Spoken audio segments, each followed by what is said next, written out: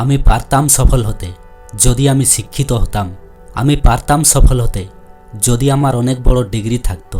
আমি পারতাম সফল হতে যদি আমি পড়াশোনায় ভালো হতাম। হ্যাঁ বস, তোমার মনে এমন ধারণা নিশ্চয়ই আছে। মনে রেখো, তুমি একটা অনেক বড় ভুল ধারণা মনের মধ্যে পুষে রেখেছ।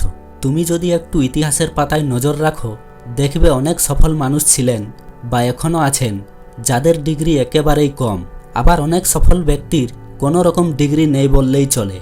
এপিজে আব্দুল কালাম বলেছেন, জাতির সবচেয়ে ভালো মেধা ক্লাসরুমের শেষ বেঞ্চ থেকে পাওয়া যেতে পারে। এখন নিশ্চয়ই তুমি বুঝে গেছো যে তোমার স্থান যেখানেই থাকুক না কেন, তুমি তোমার মেধাকে কাজে লাগিয়ে তুমি অবশ্যই সফল হতে পারবে। হ্যাঁ, আর এর জন্য তোমাকে ঠকতে হবে অনেক।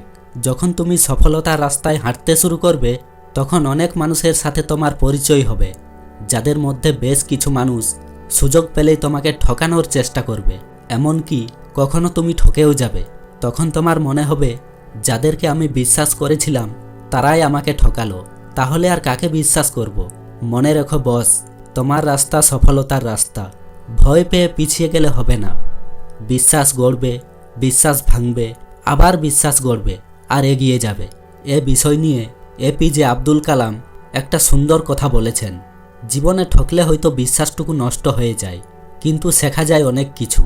অর্থাৎ জীবনে ঠকার পরে যে শিক্ষাটুকু তুমি পাবে, সেই শিক্ষাই তোমাকে সফলতার শিখরে পৌঁছে দেবে। এই পথে শুধু ঠকে যাওয়ার কথা নয়, আরও কঠিন কঠিন সমস্যার সম্মুখীন হতে হবে তোমাকে। তুমি হয়তো বলবে অনেক হলো, আর নয়। এত সব সমস্যা যা আমাকে কোনোভাবেই সফল হতে দেবে না, এই সব ভাবনা মনের মধ্যে আসাটা খুব স্বাভাবিক।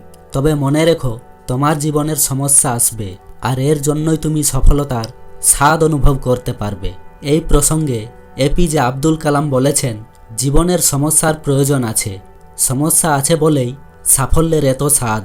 অর্থাৎ সমস্যা যতই আসুক, তোমার থেমে থাকলে হবে না, তোমাকে এগিয়ে যেতে হবে, তোমাকে সফল হতেই হবে। যতক্ষণ না তুমি সফল হচ্ছ, ততক্ষণ তোমাকে স্বপ্ন দেখে যেতে হবে। এপিজে আব্দুল কালামের এই কথাটা স্পষ্টভাবে বলে দিচ্ছে যে কোনোভাবেই স্বপ্ন দেখা বন্ধ করা যাবে না, যতক্ষণ না তুমি সফল হচ্ছ। সফল হওয়ার জন্য তোমাকে তোমার মনের মধ্যে স্বপ্ন তৈরি করতে হবে এবং সেই স্বপ্নকে টিকিয়ে রাখতে হবে।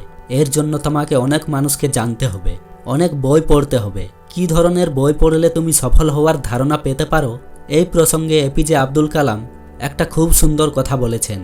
সফলতার গল্প পড়ো না, কারণ তা থেকে তুমি শুধু বার্তা পাবে। ব্যর্থতার গল্প পড়ো, তাহলে সফল হওয়ার কিছু ধারণা পাবে।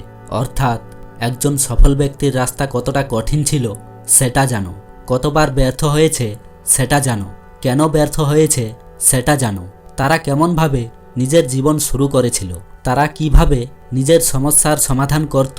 আমরা জানি একটা সফল মানুষের সমস্যার শেষ হয় না। আর তোমার মধ্যে এমন এক শক্ত ধারণা তৈরি করো যেন কোনো রকমের সমস্যা তোমাকে হারাতে না পারে। দেখবে একদিন তুমি সফল হবেই। আর তুমি যতদিন না সফল হবে, তোমার পরিশ্রম করে যেতে হবে। একদিন তুমি সফল হবেই। Thank you so much. তোমার সফলতার যাত্রা শুভ হোক। ধন্যবাদ।